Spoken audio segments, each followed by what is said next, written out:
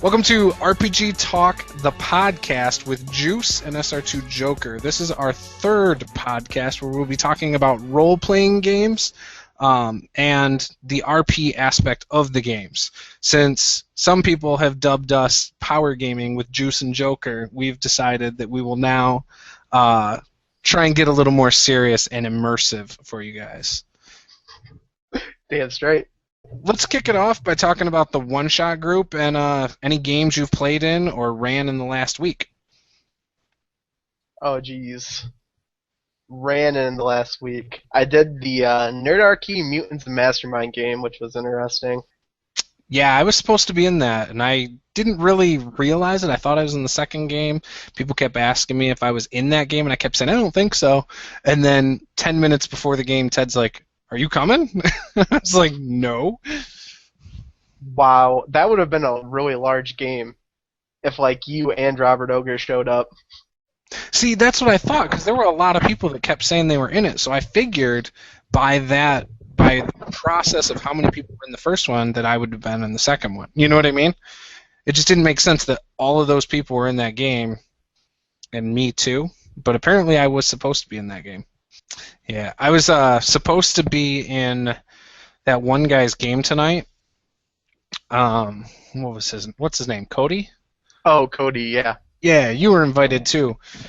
I was supposed to be in his game tonight, but I didn't think I'd feel up for it because last night doing the whole fixing this toilet garbage, I did that until, I don't even know, 3. Well, I did it till like 1 a.m., but I was up till 3 a.m., and then I woke up super early because I wanted to make sure that the piece was like glued together okay.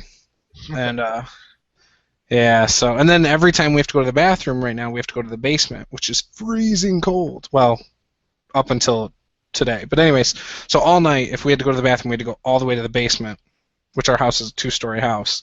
So that sucks, you know? And it's freezing cold. Oh, yeah, so, Michigan. Yeah, Michigan brutality. Right. So I was not feeling like playing tonight. Plus, I still haven't made my character for his game. He gave us like a PDF with homebrew races and setting stuff. So I have to read. I've read through some of it, which I'm terrible at retaining information. So it's almost like in one ear, out the other kind of thing. And even humans, like every race is either modified or not even like 5th edition D&D races. You know what I mean? So he's tweaked a bunch of them. And so it's like I can't, like even before looking at that, I had an idea for what I wanted to do, and it's out the window now. You know, so I'm like, I don't really want to make a homebrew race. I mean, I'll do it, but it's like, this is going to be a pain in the butt because I'm not going to know anything about it, and he's expecting us to know like the racial background. Right. You know what I mean? Which is fine. I mean, I understand that's what he's going to enjoy. But yeah, so I just don't have, well, today I just knew I wouldn't have the time to make a character and get it to him in time. So I just was like, I can't do it. And I think they're postponing it. I don't know. But I mean, I got a game on Friday. I'd like to play your Githyanki game again, but I don't think I'm going to make it to that just because it's at 10 a.m. and, you know, my daughter will be awake and I have some work to do. I've got a couple closings coming up, so it's like, and then a child due within a month. So I don't think I'm going to be able to jump in that game or to say definitely, hey, I'm available next Tuesday. You know, I don't know if I'm going to be able to do that for him. So we'll see what happens. Now, if you want a good Githyanki game to play in, I have word on the down low that Matt Click's going to play, or is likely going to play in my Session 3. Oh. Now, how many people do you currently have playing in these Githyanki games? Somewhere between 10 and 15. Wow. Yeah, the number's kind of up in the air because there's some that are like flirting with the idea of it, but I'm really not sure on their commitment yet. Right. Yeah, that first game was a lot of fun. I think Githyanki are easy to roleplay, especially with that Predator image you gave us. Yeah, did you notice some people are taking on to my keyword idea? The Predator thing? Or yeah, like giving like 20 different keywords that define the setting. I haven't noticed. Mm-mm. Yeah, I saw a couple people doing it in the group. I think Posey was one of them, and I was like, damn straight, that's how you do it. Yeah, I think it's good. Definitely. It helps because, for instance, going into that, if you would not have given us an idea for what to expect with that Githyanki game, I feel like I would have just made a character who was combat oriented and just played it like I'd play most other characters, with obviously a different voice, because I kind of just envisioned that voice that all of us pretty much used. Right. Yeah, so I don't know if it would have been as good, at least visually for me. Yeah, I feel like, so for you, those of you guys that are unfamiliar with it, I did a Githyanki game. I call it From the Astral. It's a little bit of Planescape, some like Planescape concepts splashed into Forgotten Realms. So I take the Githyanki, like one of the classic Planescape races, and I've kind of retextured them a little bit, but I'm staying pretty true to the setting. All the characters are playing Githyanki, so they're like a war band, right? And the whole idea behind it is they go to Forgotten Realms Faerun, and they're going to go Predator style and hunt down a bunch of key political figures that the Githyanki High Command believes are being influenced by the Illithid. Because a lot of the Illithid from the Astral Planes fleed to the Underdark, which is in Faerun. Under Faerun, to be exact. So it was an interesting scenario in a couple ways because everybody in the party was the same race, which in fantasy doesn't happen a lot. Like you can manipulate it to be that way, which I did for this game. Since everybody was the same race, before the game started, we actually had a lot of time to talk about how the race was going to function. Like a lot of legwork went into deciding what the game was going to feel like before session 1. Like I was melding Predator imagery and like Klingon imagery from Star Trek. Just taking all this hyper-masculinity, aggressiveness, tribal behavior, military hierarchy, and putting it together into like a boiling pot. So it wasn't just conceptual either. We actually had like rules that went into it. For instance, everybody had a military rank. Everybody had a superior, even if it wasn't with the party, and a subordinate. And it would always be the job of the subordinate to look for weakness within their superior. If at any point they found their superior slipping, it would be their duty to either kill them or violently relieve them of their rank. So it added a really interesting social dynamic to the RP, I think. Yeah, it definitely did, because throughout the whole game, I felt like all of us were paying more attention than I would say most games, because we're watching the people above us like, oh, are they slipping? Are they showing weakness? Like just always waiting for that opening. Yeah, it was really funny for me as the GM because we got introductions out of the way, and the party came together. It was like an old war buddies meeting up for the first time after shore leave or something. And then the traitor comes along, like the one party member that's on the outside of the clique. And he had set it up that way for himself, which I think was really cool. It played really well into the story. But he had been assigned to this crew of already established personnel. So they were all chummy with each other, him not so much, and he had a social stigma to him. So when he came up and started trying to engage them in conversation, it was off to the races. Everybody was spitting on him, treating him like trash. And then right away you see one of the players, Heath, try to like accept him into the party, like be nice to him, and immediately people are like, weakness! Like, bullshit, he's trash, what are you doing? Yeah, it was perfect, man. It definitely gave that game something that other games don't have, at least for me. And I have a tendency to have a shorter attention span than most. So sometimes I get sidetracked. Plus, sitting at a computer, it's easy for me to wander to Facebook or something quickly. And I know that's taboo, and it's, no, you should pay 100% focus to my game. And I'm very guilty of not always doing that in a lot of games. Especially if my character's not doing much, then it's harder for me. But this game had me glued the whole time, and I think it was because of things like that made it so you wanted to hang on every single word every other player said. Even if it wasn't somebody above me, I'm kind of looking for weakness so I can see if somebody else is going to attack them. Because if, say, Lloyd's character, he was the captain, he was head honcho. The guy above me was Bruce. Well, if Bruce's character wasn't calling Lloyd out for certain weaknesses, as soon as I take Bruce's character out, I've already got a target on the captain for being weak all those times before, for example, So, Right. so I was like definitely looking at the game from that standpoint a lot, which I think added to the excitement, as well as the fact that there was some good imagery. A lot of I love the fact that you let me jump down to the lower level, almost Indiana Jones style. That's cool. Yeah, I loved that. It made my character feel awesome, even though I screwed up my intro earlier on in the game. For me, that revived it for me. And then when Troy's character tried to do the same thing and stepped on some eggs and stuff, I really felt like my character would have taken offense to that. They're, even though they're dead, they're still like part of us, you know what I mean? And then he just goes and lands on top of them, yeah, Backhanding him. Yeah, and then I backhanded him like the next turn when he almost dropped a bunch of eggs and ran into me and stuff. Yeah, it was awesome. That was a fun game. This might be interesting to talk about because I don't think we've covered it in one of these podcasts yet. But session duration, because I'm really addicted to these ideas of shorter games.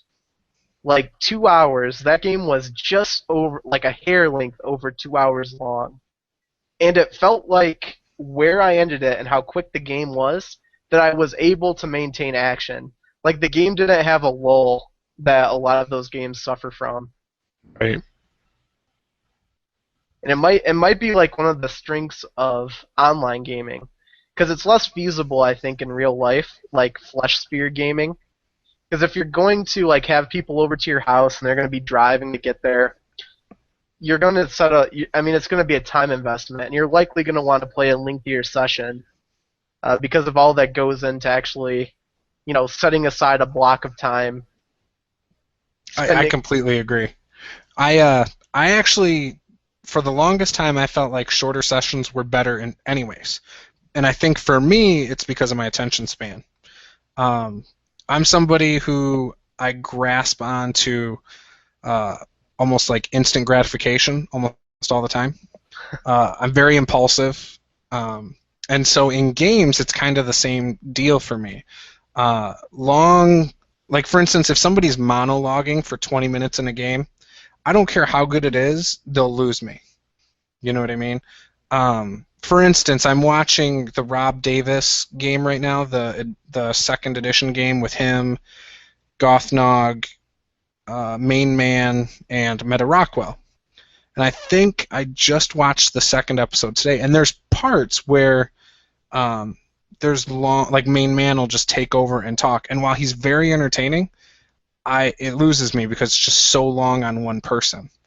And Right. it just doesn't appeal to what I normally like.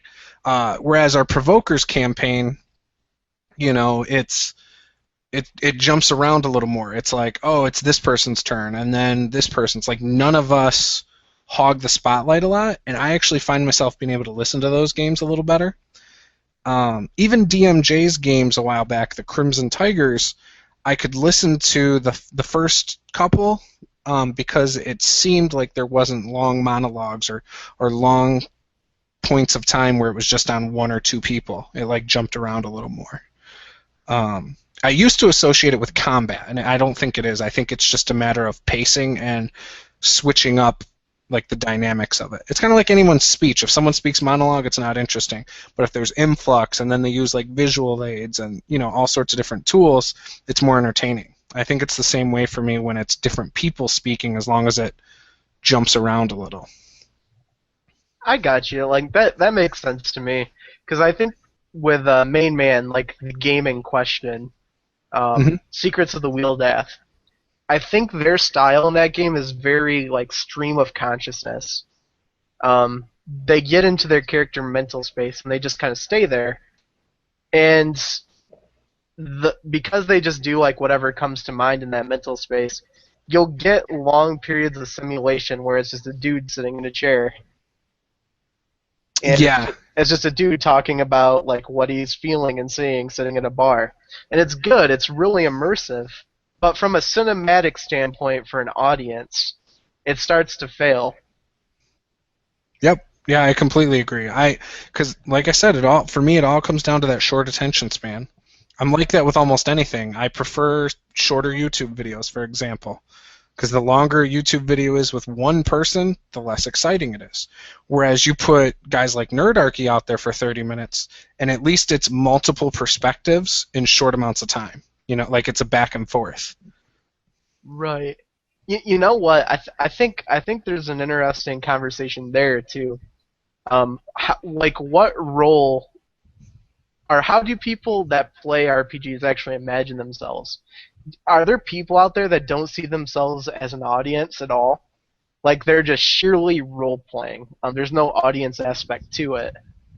That could be like where they're coming from, like Main Man and those guys. But for me, like I want to role play in the game, but when other people are role playing, I'm partially an audience. Like to me, it's like reading a book or watching a movie or something on top of the actual role play, and it's less immersive in a way, because you're not sharing your character's mental space while you're taking on the role of the audience. But it's really enjoyable. That's a good point, because if you think, for me, when I'm running games, I don't feel as much like an audience because I feel like I'm so much more involved. But when I'm sitting at a table as a player, because I'm not as involved, because I'm not controlling everybody, and sometimes I am the audience for 20 minutes, that's when I notice weaknesses sometimes with different players.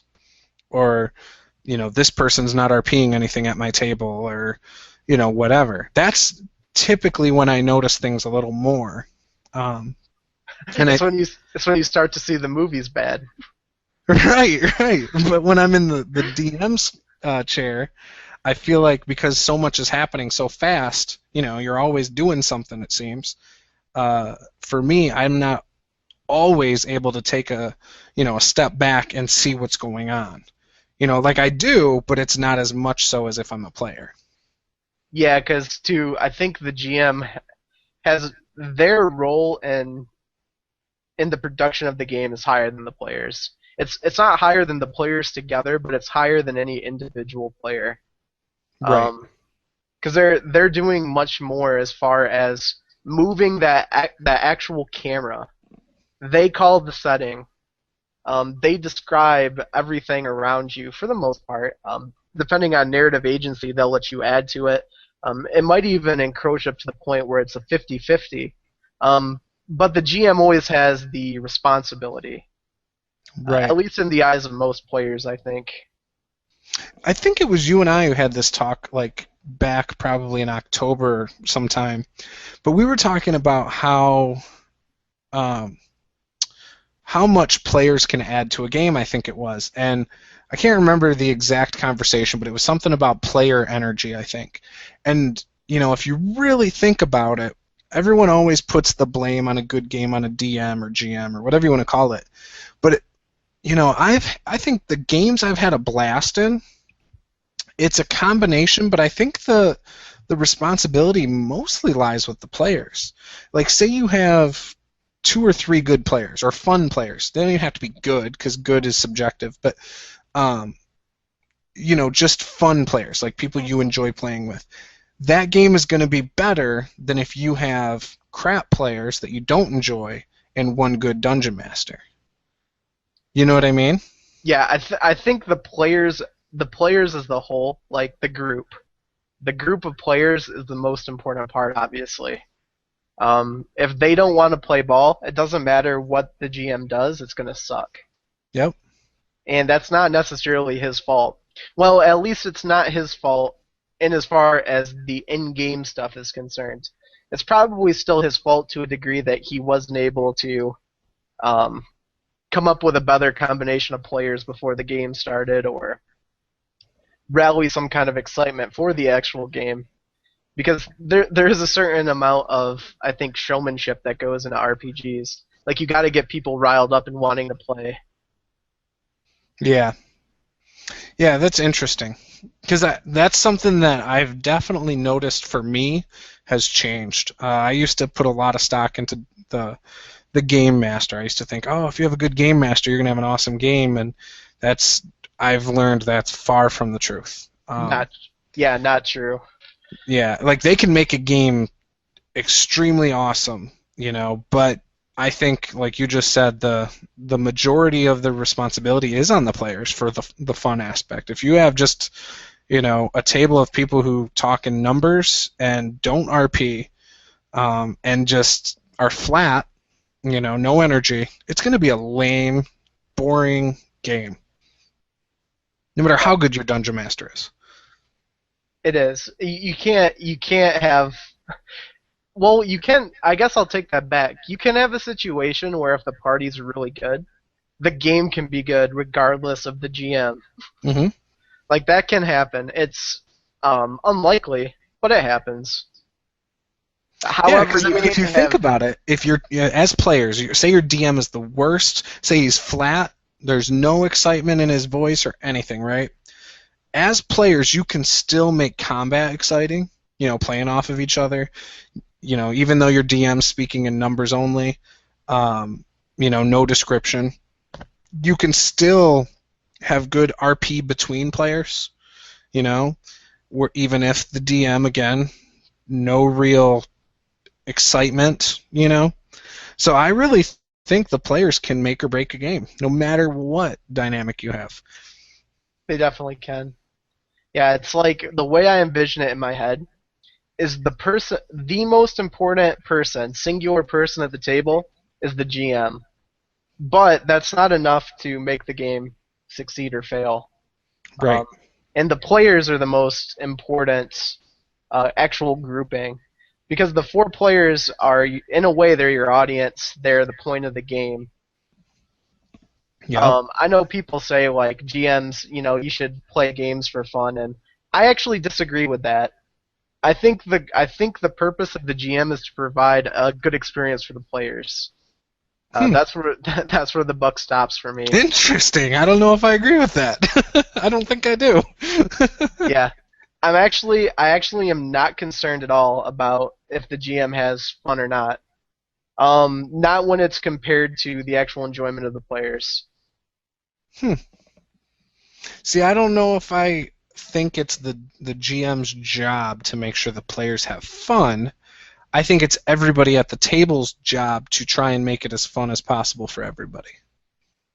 Well, I don't necessarily think the players need to sacrifice their own fun to make it fun for the GM. That's where I would stop the buck. You know what? Actually, that's interesting. I'm not going to name names or anything, but there's a group online that everybody knows of. There was a thread the other day about a player, and a GM posted a thread saying, and this is just me off of memory, the thread is not there anymore. They deleted it. But the GM said that he told a player that his campaign was going to be combat heavy. And so, that's where he left it, I guess. So be prepared for a lot of combat or something. So the player made a gnome fighter with a strength of 12. None of the feats were combat oriented, and the GM told his player that was not going to work because this is going to be a combat campaign, not an RP campaign, and or a lot of social interaction type of campaign. So the guy refused to change his character. Long story short, he made the guy cry about his character or something. Told him he couldn't play in his game because it would ruin everyone's fun. And then proceeded in the thread to tell us that the guy was going to ruin his fun. And a lot of people backed him up and said, yeah, it's going to ruin the group's fun. Which personally, I don't see how it would. I mean, it doesn't matter if you're power gaming or not. I feel like a player should be able to make the character they want as long as it doesn't ruin the setting. You know what I mean? Like if I want to play a medieval game we'll say, like a historic type of game, as long as a GM I know up front, like, oh, this is the setting, make a character true to the setting, and that person now brings a frickin', I don't know, a samurai to a medieval game, that might not fit the setting. You know what I mean? That's when it's a problem to me, not how power gamed a character is. That doesn't make sense to me. And it certainly doesn't make sense to me to make a player cry over it. I think a player should be able to bring whatever they want as long as it's within your rules. True. But the real question there for me is, why is this like Joker crying? Like, what the fuck? I don't know. If I ever cry over an RPG, I'm done. Right. Well, he wasn't even there to defend himself. That was the other thing. Nobody knows this guy. It was the GM telling everybody about the story. I see. Of him not allowing this guy to play with him because he wouldn't power game. Yeah, so he's like setting the guy up to be some buffoon. That's how I took it. That's how I took it. I was like, well, what's the purpose of telling us he cried? Like, I didn't understand the point of the thread in the first place. But yeah, it just didn't make sense to me. But it was like, how is that going to ruin everybody's fun? Everybody else is still power gaming. That person was the GM, right? The guy that was angry. Yes, and it was Pathfinder. Okay. Yeah, so see, for me, that guy is the reason I've shifted my beliefs to where I've shifted them to. Like, that guy's got it topsy-turvy. He doesn't have people over to his house to fucking dance for him like monkeys with the little symbols on their hands and entertain him. Fuck that. That's stupid. Those guys should hate you for that. Right. Like, if you're going to tie up 5 people's times into a game and basically showcase your creative work and let them play in it, then you need to make it enjoyable for them. Your enjoyment should be in the world building and the execution itself. Yeah, which I get a lot of enjoyment out of that. So in that way, it is important. It's important that you get enjoyment, but you have to enjoy the right things. If you're trying to ruin people's fun for the wrong reasons, you really fucked up as a GM. Like, completely fucked up. Yeah, I didn't understand it. It didn't make sense to me. And you know me, I'm pro power gamer. Like, I have no problems with people power gaming. But I also don't have a problem with people making weak characters for the sake of having a weak character either. Like, both of them can tell fun stories in my opinion, and both of them are fine for different people for different reasons. It seemed like maybe the game master, if anything, wanted his dream team of players for his, super powerful dungeon crawl or whatever the hell it was, and while my favorite, like, if I could just pick who was playing what types of characters, yeah, it'd probably be a lot of martial classes, but at the same time, I want my players to play what they want. I don't want to tell them you're playing this and you're playing that, or, you know what I mean? Yeah, like, I totally get that. At least for a campaign. For a one-shot, it's different. A lot of people, too, like, they try to advocate balance, right? Like, right. There has to be, players have to give something up, and the GM has to give a little something up, and everybody has to negotiate. Fuck that shit. GM needs to give the players what they want to make the experience enjoyable. They're the ones playing the game. Pow. Right in the kisser. And maybe, just maybe, they just weren't a good fit for each other. But he didn't have to go online and blast the guy for wanting something different. I know. That to me is a really big problem with a lot of these groups. Anyways, they're attacking ghosts for one. Like, especially when those threads get taken down off of these places, and you'll never see, that person being a jerk. Yeah, it's bizarre to me. This conversation though, it reminds me of something I've found to be true. I like playing D&D more than I like GMing. Not a lot. Like, I don't think it's like I never want a GM, but I think it's like a 60-40. I think my preference is on the side of playing, for the reasons I just previously stated. Because I feel like as the player, the game is really being tailored for you. Mm-hmm. Do you think that you felt that way about a year ago? It's hard to say. Like, before I did too much online, my experience playing was limited to conventions and like one-offs with my group. Right. Like I was our primary GM, so most of my experience in the game was through that lens.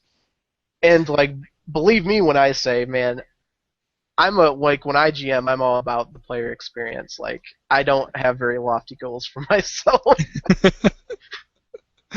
See, it's funny because I would say a year ago, I was probably 90%, 10% wanted to run versus play games. And with things like the one-shot group and then like the Provokers campaign and playing with all of you guys, it's kind of changed that, where I'm probably at that same percentage mark as you. And I'm trying to think of why. And I've noticed that in the last month, I've noticed this. I think it's maybe I haven't always played with the best people, like as a player. You know, it seemed like one, I was a little bit awkward about, not awkward, well, yeah, awkward about playing certain things, and always had like struggled finding a character's voice and things like that, but didn't have other players that could like bring it out of me either. You know, like almost like the energy level was flat, or it would be like a hack and slash type of game. You know, like my family game that was second edition that I played, and it was very combat focused, but at the same time, the things I like about combat, you know, like doing something that's memorable, like leaping off of something to do some sweet move, was frowned upon because it was very simulationist. And so I couldn't do the stuff that I enjoyed with combat that made combat interesting. And again, the players, I think at times were flat for what I liked. You know, it was too, everyone wanted it to be realistic as opposed to what I envision it, more narrative, I think. So I think playing with good players has changed my opinion now to where I enjoy playing probably just as much as I like running games. But when I run games, if I have players who aren't very entertaining, like I said earlier, I don't notice it as much, so I don't mind running games as often as sometimes playing in games that aren't as entertaining. Right. Like, I get what you mean. If skill is low in your gaming group, at least what you would define skill as, the best spot at the table is the GM, because you're going to have the most influence over the game. If you actually have like other good people in your group to DM, like if everybody can DM and everybody's a decent player, then it becomes really fun to play, because you're not afraid the game's going to suck if you get out of that seat. Yep. Yeah, it's so funny to me. Like, I wish, you know, I could cherry pick people to be like my gaming group and try different things, whether it's, you know, hey, I run a game this week, you run a game that week, and we just alternate between 3 of our campaigns or whatever. It would be so awesome to have that, like, 3 or 4 really solid people you love playing with all the time. You know, like, I like my group. I have the group I run for, with Nate and my wife. That is probably the most fun game I've ever run. You know, I like the people. You know, I feel like it's a good mix of what I like and what some of them like, I think. Obviously, I can't speak for them, but speaking for myself, it's a good mix of what I like, and sometimes I'm catering towards what I think they might like. You know, it's just a lot of fun, and I think it's a combination of that and the one-shot group is making me better at running games, because I've always kind of struggled with the hook. And it's not so much putting hooks out, like the seeds out there, it's getting people to follow them I've usually struggled with, because I think in the back of my head it's this whole, you don't want to railroad people, because that's what everyone says. But at the same time, is it really that bad? You know? I've enjoyed a lot of good railroads. Yeah, absolutely not bad at all. So I think that's something I want to consider in the future too, is maybe sometimes people want you to take their hand and pull them along a little bit. Yeah, a lot of people can actually only play on railroads. Yep, that's what I think I've learned with some of my groups. Yeah, and it's not that they're inferior players either. Like doing all these one shots and stuff with the OSG, like just the vast quantity. We're talking like just a ton of games. you notice right away that player preference on stuff like that, on railroad versus sandbox, narrativism versus simulationism, it all means very little in relation to their actual performance in a game. Hmm. Like, you'll Yeah. find entertaining people in any sector, gamist included, and you'll also find people that are just absolute bores. That there's no way you want to play with them again. And to me, it boils down to like the more like intangible things, like we talked about before, like energy, personality, how well you get along with the people. Right.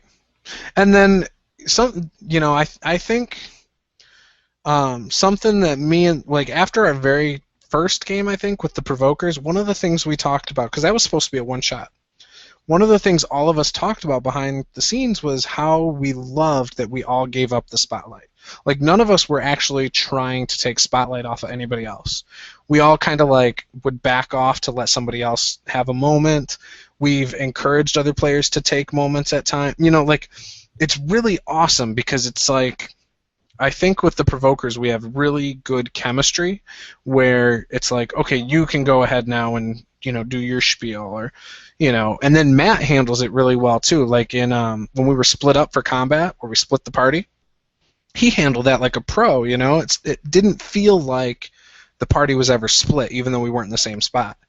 Because of the way he gave us equal time to do our things, and it was, he did it like initiative order. Like, okay, it's your turn. Okay, it's your, you know what I mean? It worked really well. Whereas I've seen other people in games where, one or two people just trying to do like 95% of the talking in the game, and you can see it really sucks the life out of a game. It's like, oh, well, that guy's just trying to take the spotlight the whole time, or those two guys are the whole time. It sucks the life out of a whole game, and you can just see it when you look at the other players when it is their turn, because they're not even trying to play, really. Yeah, they've thrown in the towel. Yeah, they got the countdown until the game's over. They're like, oh, not over yet. It's almost 12 o'clock. Just gotta survive. Right. And I mean, I've been guilty of that before. Yeah, they're energy vampires. They Yeah. fucking suck it right out of you, and they like just make it so you have no will. Yeah, and all they have to do is back off a little bit. Just turn it down a notch. And it's not that they don't bring energy, because a lot of times they do. It's just that they hog the spotlight the whole game. Yeah, it's hard to deal with those kind of people.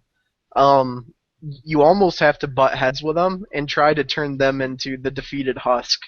Because if you can upset a player like that enough in the game by doing stuff to their character as another player, sometimes you can shame them into becoming the withdrawn one.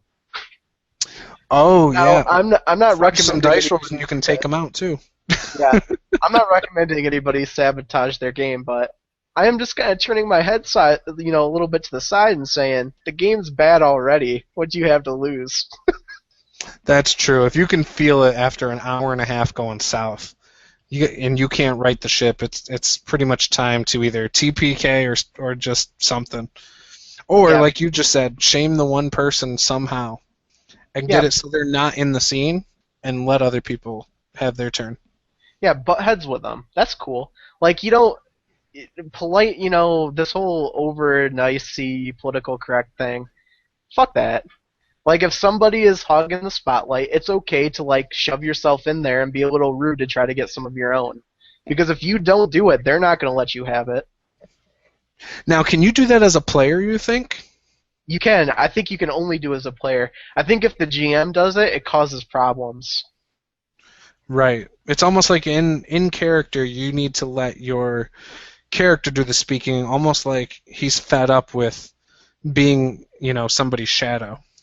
Yeah, exactly. You can also carry a confrontation like that over into something more meta, and just overtalk them. Like, See, I've seen that happen a couple times in Google Hangout where two people start talking, and one of them's a spotlight hog, and the other person's like, "Fuck that! No, I'm not going to stop talking. I'm just going to get out my idea because you'll never let me talk." right. And just talk over him for 20 seconds. And it's a really dick thing to do. It causes problems for the game. But it also lets the person know that they're talking too much, and that's not necessarily a bad thing. Right. Yeah, because that awkward two people talking at the same time, it might take a couple extra seconds, but eventually it'll sink in. Yep. Yeah, that's a good point, because I haven't thought about that. See, normally in my at-home games as a DM, I feel like I take a lot of control. Like, even in online games, I do have a tendency to have control almost the whole time. And for instance, the Heroes Unlimited game I ran, even though they split up, I had control the whole time where it was like, okay, now it's your turn. Now it's your turn. You know what I mean? Like, I think I do a good job of, trying to call some players out. Now, am I perfect? No, sometimes I'm not as good at it, but other times I feel like I do a good job. Whether it's at my table at home sometimes, I get fed up, like I've said before, if I'm sitting too long waiting for someone to look up a spell. I'll just tell them, I'm coming back to you, you're missing your turn, or tell me something you do know, because I'm not going to wait for 30 minutes while you look up your spell. Do something else, and then we'll come back, or you can make sure you know it next time. I'm very stern. I wouldn't say strict, but I think I'm pretty stern about that sometimes. And I think sometimes you have to be, especially if you have a player like that. Now, you said earlier a DM can't really do that without insulting somebody, which you're probably right, but I think that comes down to who the person is that's glory hound. Well, I do think a GM can do it. Obviously, like, a GM has the authority. It's the GM's game. To make that game good, they have to do what the players want. They have to give the players fun. So, like, you're like cutting off a finger to save the hand when you start coming down heavy-handed on a player, but you can totally do it. You can be like, dude, seriously, you need to back off a bit and let other people get a little bit more action.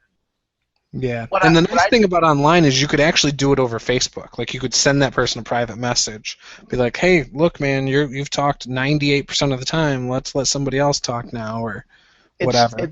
It's true. Like, you can do it over Facebook. In real life, you can do a sidebar during a break and tell them. What I dislike about that is it breeds this kind of sheep mentality with the players. Like, this transcends gaming to me. Like, I have this feeling just about kind of like person development, right? Personality development, standing up for yourself, building a little bit of metal. Like, if you're a player and someone's walking all over your spotlight in the game, you should be the one to let them know that that's not going to fucking work. Right. I mean, the GM can do it, and ultimately the bill's going to stop at him if the game fails because that person talked over everybody. But fuck that shit. If someone's making the game bad for me, I'm going to fucking let them know it. Yeah. I won't. I probably just will choose not to play with them again. I'll go the easier way out. I'll just not play with them. I'm going to talk over, like, if someone's being so disruptive you can't play, I'm going to talk over them. I'm going to try to shame their character. I'm going to buck heads with them as bad as I can, and hopefully try to salvage something from my standpoint. Right. And when that doesn't work, I'll never play with them again. See, but isn't this one of the excellent things about the one-shot group? It's like, you can see now, especially since there's this huge library of games that have been played through the one-shot group, you can kind of see who plays and what style, and how, like, if they're a glory hound or whatever. And you can tell from watching just a couple games by them, usually, if they're going to mesh with you or not. You know? You totally can. Like, so you have that. You also have the fact that we don't, like, delete posts, and so you can see personality-wise, without ever seeing somebody play a game, if they're going to mesh well with you. And that one's a little harder to tell, but if somebody's just a blatant, disrespectful, little crap face, you're going to know real quick that, the type of person they are, Right. Yeah, like, if you play with a person and it's bad, just don't play with them. Yeah. Just cut them. And you can tell them, like, look, our styles don't match. Sorry, it's not my preferred style. The end. I've only had to say that to, like, 2 people. Like, sorry, I just don't think we mesh well, And the funny thing about that, right, is that a while back, and I've talked about this, I was worried that me and Posey, because I feel like he's the more descriptive and like thespian style, as I call it. I was worried that he and I would not get along in games. I love playing with Posey. I said that I think in the last podcast. And like in the Githyanki game, he was awesome. I loved his character. But I think he's tolerant of me and my style, because I don't know if my style always meshes with him or whatever. I think sometimes he's probably like, that wasn't a good description. But yeah, I think I like playing with him. There's like about 10 people that I will hands down say I love playing games with, and from the one-shot group.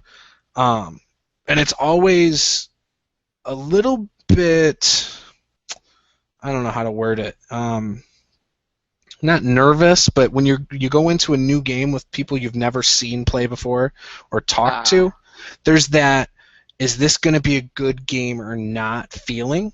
You know what I mean? And it's not so much that I need to feel them out, it's just a matter of going into it blind sometimes. And as a player, for me, that's harder than as a DM as well. Yeah. Because as a DM, I don't care. Man, like the range of experience you can have is staggering. It really is. That's the scary part. It's like you don't know when you place your order if you're getting filet mignon or a shit sandwich. Right. Luckily, there aren't very many shit sandwiches in the one-shot group. Yeah, you better be careful with how much you bite off till you know exactly what you're eating. Right. But see, I also feel like I'm at a point now where I pick and choose games based on what the game's about, and I feel like in a lot of cases I can make a game fun for myself regardless of who else is in the game.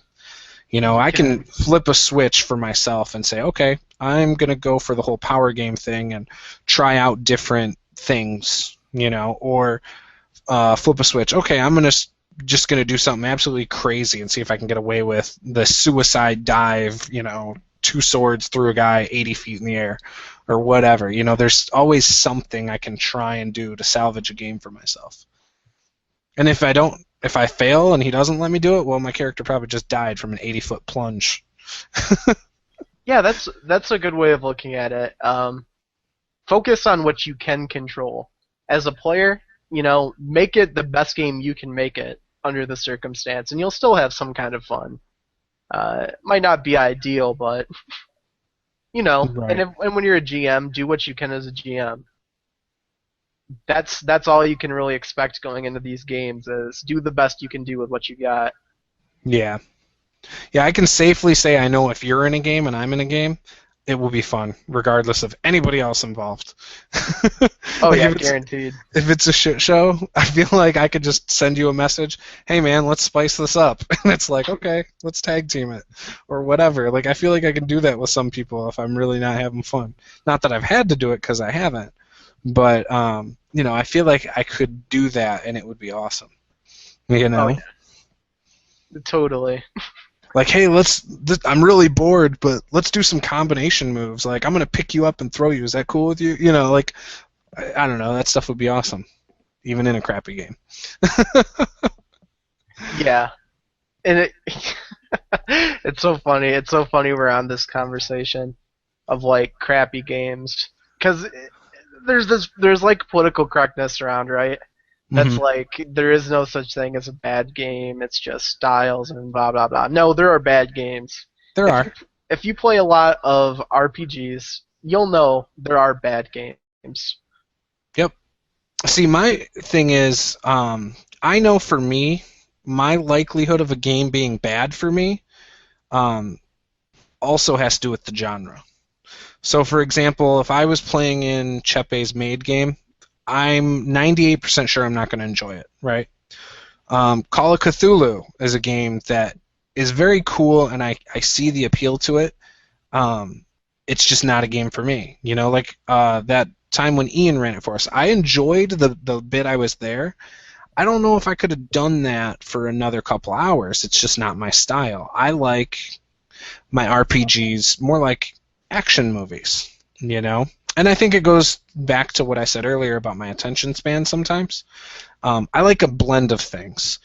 And I've talked about this in videos before. I like about a 60 to 40% combat to social aspect, and I probably go more towards, I wouldn't mind if the combat's higher, but if the RP goes higher, like the social part, you probably start to lose me. Right. Because I visualize combat better than I visualize sitting around talking to somebody. Or even, for instance, Call of Cthulhu isn't even necessarily social. It's more of imagery. Like, I still can visualize combat better than some of the imagery that is painted for me. And it's a lot of times it's good imagery. It just, one, scary movies don't scare me anyway. Like, I just don't get scared about much. So I don't think it works on me. You might be into this, Juice. Like, me and Posey started doing this, I don't know, like a couple months ago probably, actually started really talking about it and trying to do it in games. But we've been getting addicted to the cinematography of games. Mm-hmm. Like absolutely just addicted to it. Like, we try to do cool things with, like, the mind's eye, like, treat it like a camera. And right. When we're not in combat, we'll try to, like, fucking do crazy-looking shots. Or we'll try to cut stuff in really funny ways. Or try to spice it up with, like, cinematic techniques. Oh, yeah, I caught that, like the fade to black, and then the camera pans out. I caught that in the Githyanki game. It's so good to me. It's to the point now where, like, I think of myself when I'm not in combat or doing something like that. I'm almost like, yeah, in game. I'm like, oh man, okay, how can I do something really cool with the fucking mind's eye camera? So I can set up the description in a neat way. Like my favorite one, I'll give you an example. My favorite one I've done so far. It was in Ian's Call of Cthulhu game, which is fitting because we were just talking about how Call of Cthulhu can get kind of boring outside of combat. Mm-hmm. We're fucking sitting in the sheriff's office. Robert's character had been bit by a werewolf, and I knew he was going to turn. So my character is leaning against this locker, watching him. And I narrate it as, the camera lens is blurry, except for the outline of my gun. And you see me pull back the slider, and then everything blurs except Robert, and it zooms in on him. And it was me contemplating having to put him down. See, that's good. You're right. I would like that, because when I've talked about stuff like this with my at-home groups, I have, like, what I call Hollywood moments where I reward people for being cinematic at my table.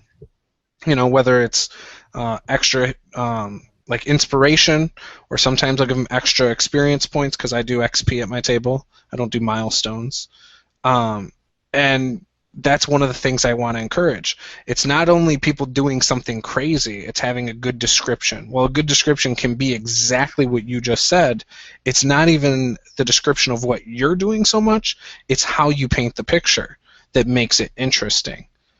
Too many times people try to paint a picture and it's not interesting. It has a lot of good words and stuff like that, but it's not always interesting. That was a good, interesting description, I think, right there. Yeah, Posey did a really good one in the Githyanki game when he was getting pissed off at Troy's character, the traitor, and as his insolence raised, he kept getting angry and angrier until you saw him squeezing his whip so tight that his knuckles turned white. Yes. Yep. Yeah, that was before we were on the ship, I think. It was, yeah. It was a really good description.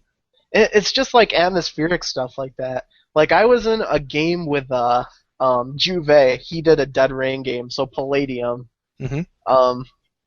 I got knocked to the floor, pulled my sidearm, and shot my commanding officer in the head. Brain matter and blood just splattered out the back of it, and it was at the very beginning of the game, and I said the blood splatter hit the wall, and the camera slowly panned out, and the pattern resembled a gigantic bloody dripping Z. Because it was a zombie game. That's funny. It's like the intro. That's awesome. And it was an intro. That is good. I'm becoming like a junkie for it. Like we've been trying to do like match cuts and just really creative things. Do you find that it's getting easier for you as you do it? No, not necessarily. I find more ideas come to my mind, Mm-hmm. but like what you talked about, making a list, right? Yep. For stuff you do. I do that with concepts. Some of mine will be really general. Like I remember the first time I was getting into it, I did something like use match cut. So I wanted to like make a dude's head explode like a watermelon. So I had a warhammer come down on his head, and then I fucking cut the scene to somebody like exploding a watermelon. See, that's a good one. I just don't like the watermelon part. like I'm in combat. Oh wait, now you see like a picnic with a watermelon getting smashed by a hammer. Yeah, or something. It's got to be that's a good way to narrate a split party, right? Yes. I had a guy ask me earlier. He's like, if one party's like in this really crazy, fast-paced action, and the rest of the party's just like sitting around in the dirt, like how do I make it interesting? I was like, okay, so say like the one party just murders a dude, and then you cut. You sever the guy's arm, then you cut to the other group, and he's cutting through some potatoes or something. Yeah, exactly. Like Preparing dinner. The example I use is like you cut, and all you see is dirt being thrown down into the bottom of a hole by a cloaked man in a shovel, and then it like zooms back, and in the background you can see an undertaker burying an empty grave that had been robbed. Which could foreshadow something. Yeah, yeah, exactly. There's a lot of things we can do that I know from my experience most people don't do. And it sounds like you and Posey are on the track to using a lot of good tools for your games. And that's something I hands down want to do more of. For me, it's going to come down to me doing that with my list, though. Just like what you just said about you write something down. That's where that stuff is going to come from me. Because I won't be able to just wing something like that. And I think with me, I'll probably be stealing a lot of it from like watching movies and stuff, where I'll just be like, "Oh, that's a good one." Boom, Yeah. Which isn't bad. You can always twist something that you see in a movie, or a TV show or whatever. But I think that will make games a lot better too. For me. Yeah, I love jacking scenes from movies, like stealing like concepts and stuff and working them in on that list. So what type of stuff do you put on your list typically, Juice? To be honest, I haven't done it yet. I was gonna do it for the Githyanki game, and I didn't. I got caught up doing work stuff all day, trying to figure out what day we're gonna close for my clients. So I haven't started it yet. It's gonna the first time I'm probably gonna do it.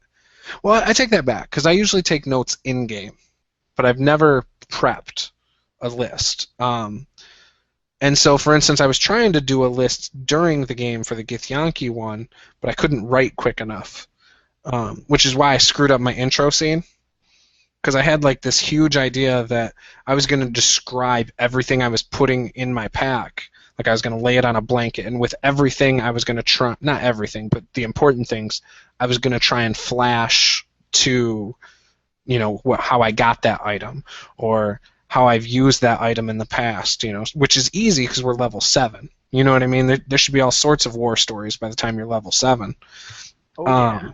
So I had all these ideas. The problem is I couldn't create them quick enough in my head, and I couldn't write them quick enough to keep it going. And then when it came up to me, I had barely like 3 sentences down on paper, and I just bombed it, and I gave up. I was like, once I messed up the second thing I was saying, I was like, I'm done.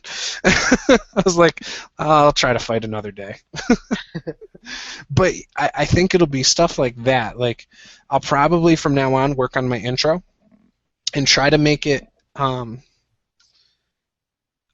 setting neutral. Like, for instance, a lot of times when you start a game, you don't necessarily know exactly where your player's going to start.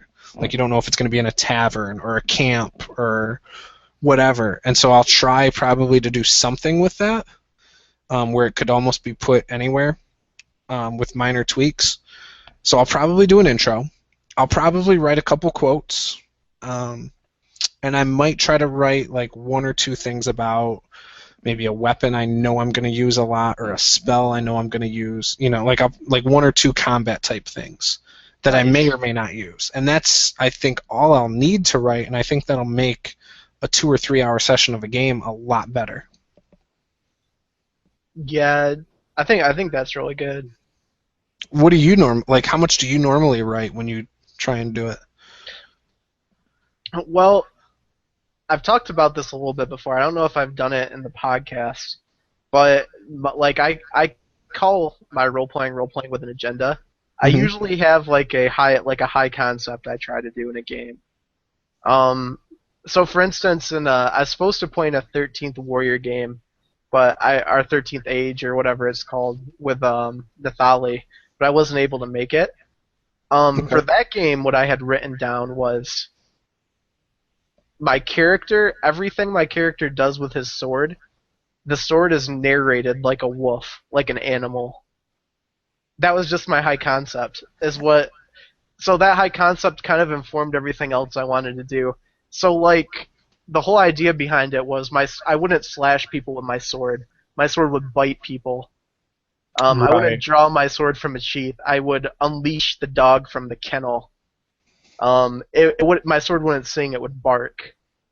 That was like going to be the narrative concept. So then I had like other things down there that I wanted to play off the concept. It was like, why is sword animal-like?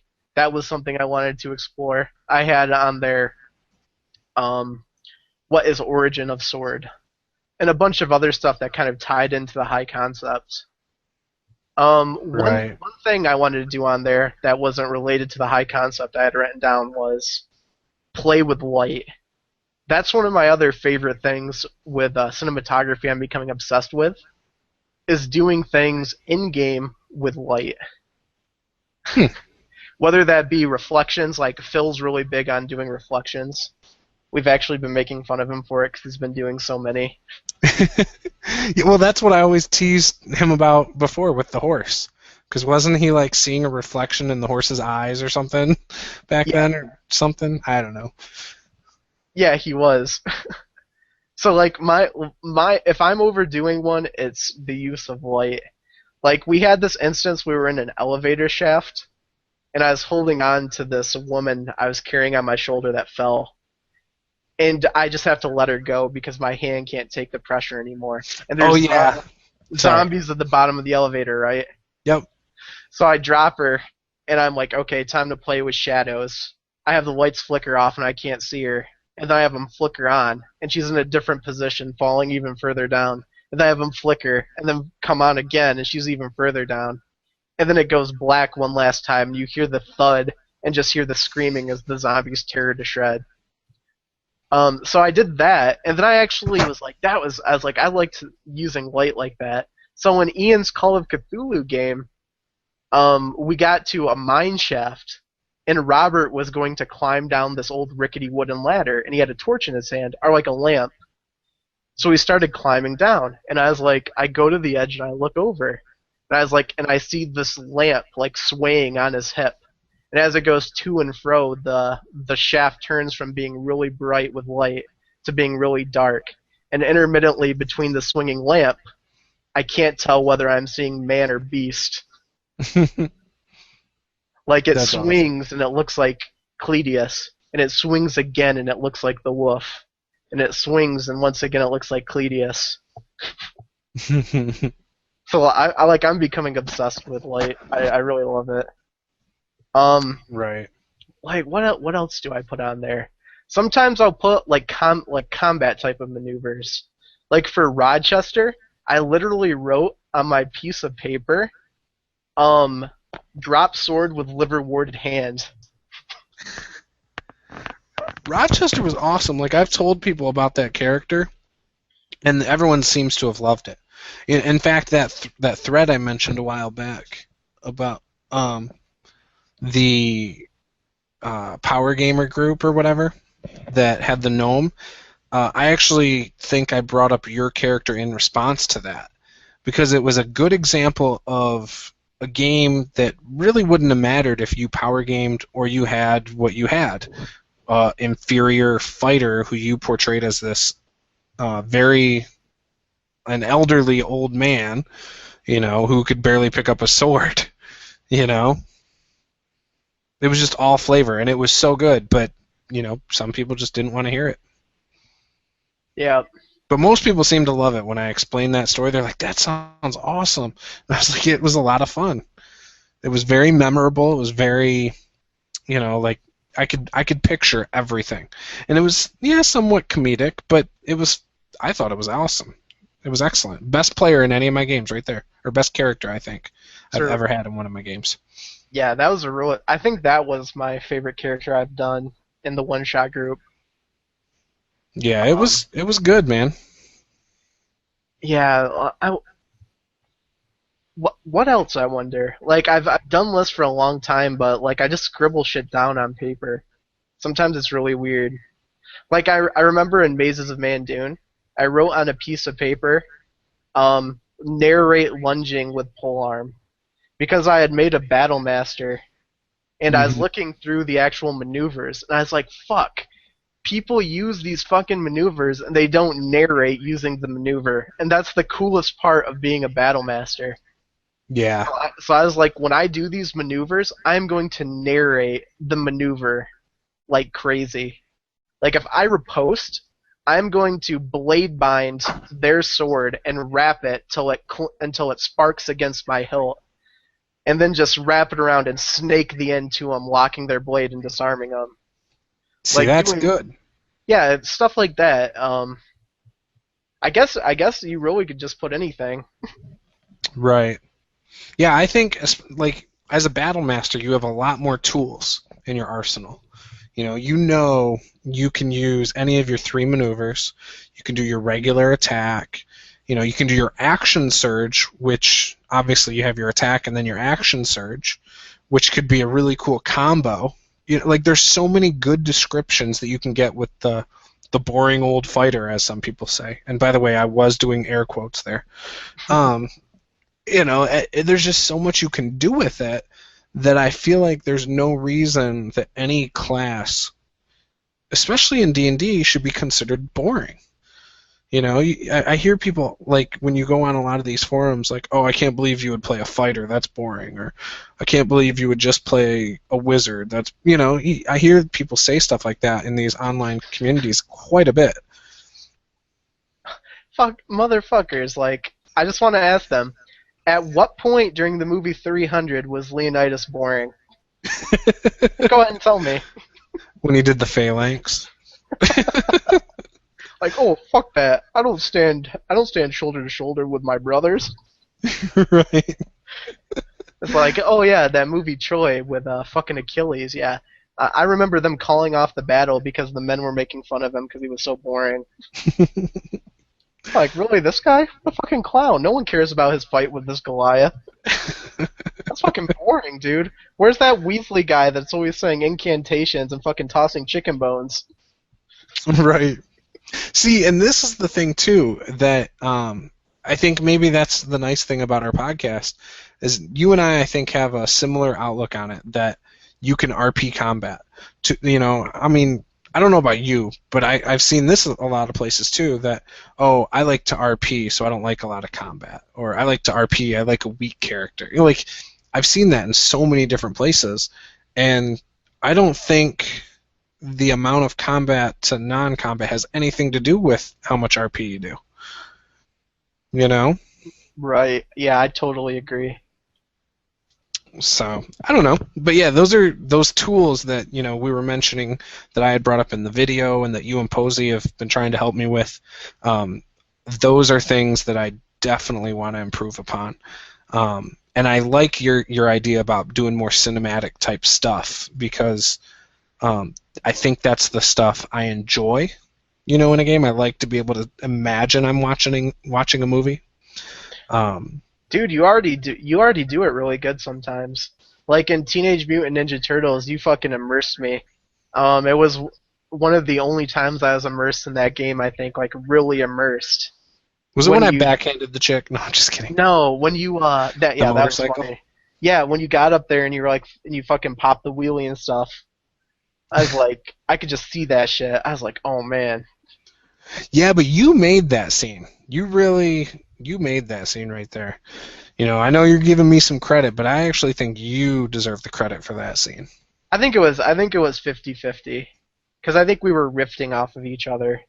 Like, I was like, there's a ramp. And you're like, I'm going to fucking take it and go up on the roof. And I was like, oh, shit. Like, it was really good. It was sweet. Which that's something else. You know, our Chepe is really into this whole idea of, what does he call it? Narrative implication, narrative involvement. I never get it right. He'll watch this and he'll tell me. Yeah, he'll correct you. Because it's one of his early videos he did on his channel, but it was really good. We talked about it the other day in a hangout, like giving people layups. Mm-hmm. Like you do it back and forth as players, you can do it back and forth as a GM and a player. Like I fucking toss you the ball, you dunk it, or you can fucking hit it off the backboard. Right back to you for you to dunk it.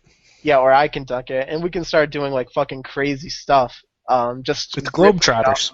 Exactly, Globetrotter shit. You can do that with a fucking scene. Like yep. I tried to do it in Dave's game. That's not a good example though because it failed. But I tried to set somebody up for a dunk. I told this character, I was like, okay, because I knew from stuff they had been doing it looked really shady. I thought their character was like a traitor.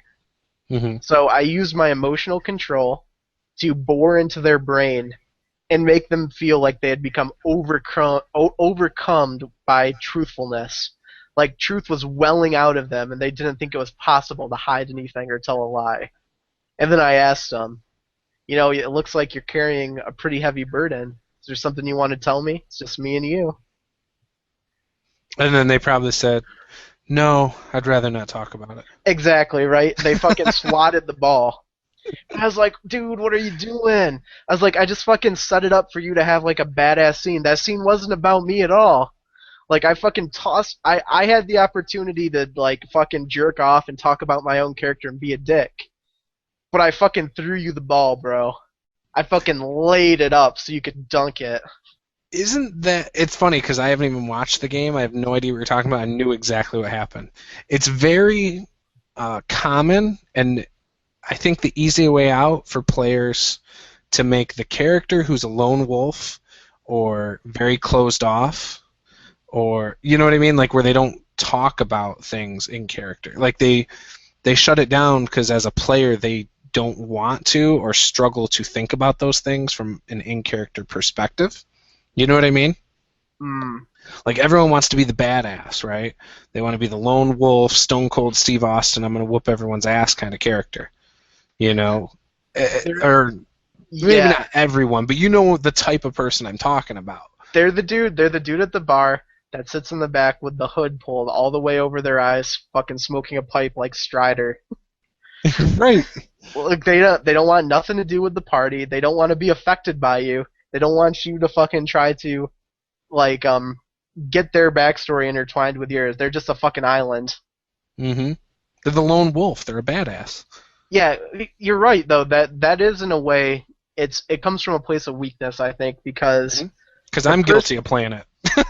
Yeah, they fucking take the can, they turn it over, they get their concept for their character, then they're like, no one can fucking change him. He doesn't have to interact with anyone. I'm just done. I've got it. I've cheated the system. I've got my fully formed character. Let's play.